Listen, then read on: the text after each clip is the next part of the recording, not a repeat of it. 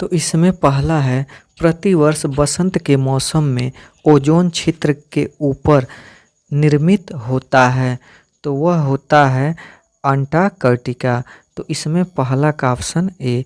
अगला प्रश्न, मानव शरीर की सबसे लंबी हड्डी कौन सी है? तो वह है जांघ की हड्डी। फिर अगला प्रश्न है तीसरा, निम्नलिखित में से कौन सा तत्व कमरे के ताप पर द्रव होता है? तो पारा होता है। अगला प्रश्न है, इनमें से कौन सा संगठन जलवायु परिवर्तन के प्राकृतिक, राजनीतिक एवं आर्थिक प्रभावों के साथ साथ इसका उद्देश्यपरक वैज्ञानिक दृष्टिकोण प्रदान करता है? तो वह है inter governmental panel of on climate change. तो चौथा का ऑप्शन डी सही है। अगला प्रश्न, निम्नलिखित में से क्या एक एस्टर है? तो एस्टर का मतलब जिसमें COO होता है, तो इसमें पांचवा का ऑप्शन सी, क्योंकि इसमें देखिए बीच में क्या है COO, तो यानी एस्टर का पहचान है कि COO होना चाहिए, बस इतना ही बहुत अधिक है, तो इसीलिए पांचवा का ऑप्शन सी सही है।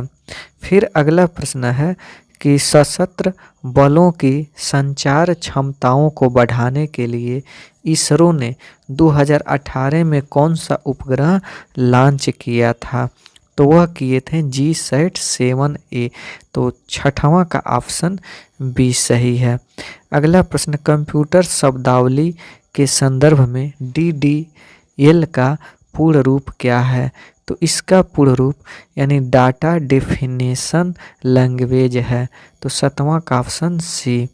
अगला प्रश्न इसमें है कि DRDO द्वारा विकसित उस रोबोट का नाम क्या है जो खतरनाक वस्तुओं का पता लगाने, उसे नियंत्रित करने और नष्ट करने के लिए उपयोग में लाया जाता है?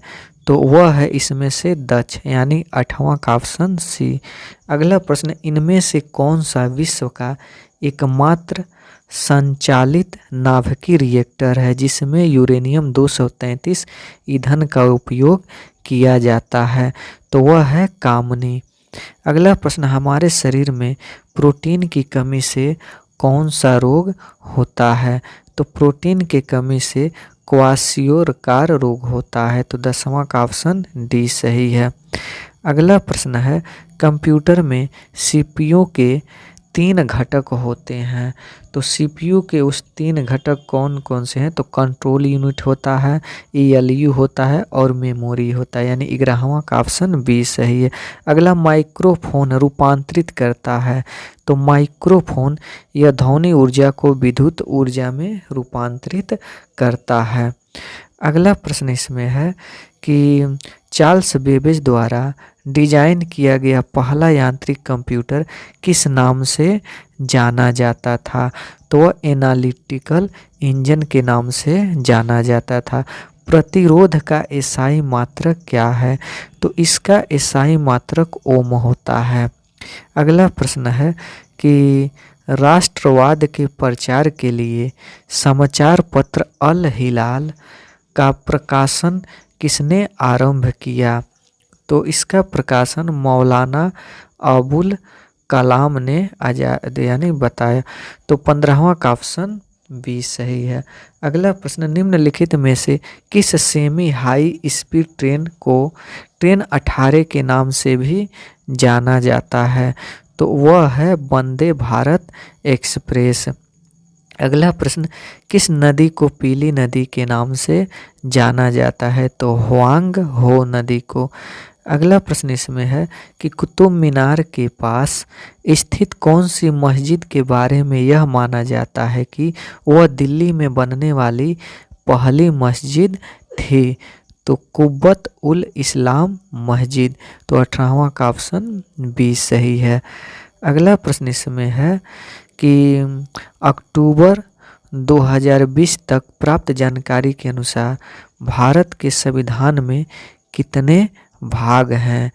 तो भारत के संविधान में 25 भाग हैं, तो 20वां का ऑप्शन ए सही है।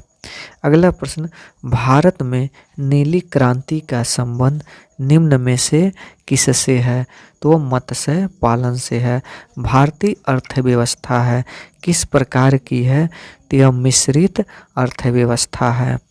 अगला प्रश्न है कि प्लासी के युद्ध में ब्रिटिश ईस्ट इंडिया कंपनी के सैन्य दल का नेतृत्व किसने किया था?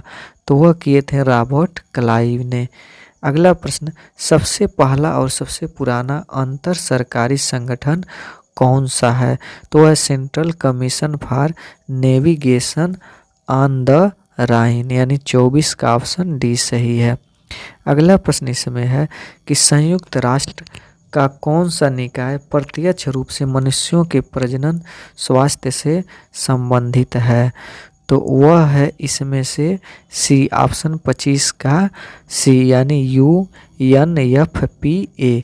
अगला प्रश्न, हुड़किया बाल लोक नृत्य शैली का संबंध किस भारतीय राज्य से है? तो वह है उत्तराखंड। भारत में बचत बैंक खाते पर दी जाने वाली ब्याज दर के द्वारा निर्धारित की जाती है? तो संबंधित बैंक के द्वारा। अगला प्रश्न इसमें है, निर्मित और निर्यातित वस्तुओं को प्रशासन द्वारा निर्धारित मूल्य पर बेचे जाने हेतु दिल्ली में एक विशेष बाजार शेरा ए अदल की स्थापना किसने की थी? तो वह किए थे अलाउद्दीन खिलजी ने। तो 28 का ऑप्शन डी सही है।